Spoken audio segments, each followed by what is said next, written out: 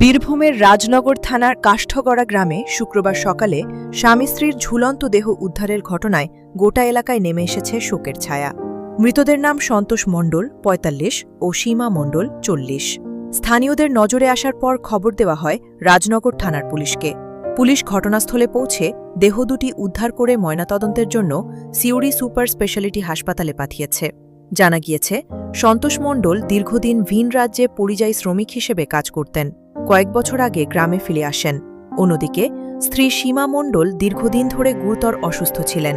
পরিবারের আর্থিক সংকট ও চিকিৎসার ব্যয় তাদের জীবনকে দুর্বিষহ করে তুলেছিল বলে ধারণা স্থানীয়দের। প্রাথমিকভাবে স্থানীয়দের অনুমান, দীর্ঘদিনের আর্থিক অনটন ও মানসিক অবসাদের জেরেই এই মর্মান্তিক ঘটনা ঘটতে পারে। তবে মৃত্যুর প্রকৃত কারণ এখনও নিশ্চিত নয়। পুলিশ ঘটনার তদন্ত শুরু করেছে। ময়নাতদন্তের রিপোর্ট হাতে পাওয়ার পরই প্রকৃত কারণ স্পষ্ট হবে।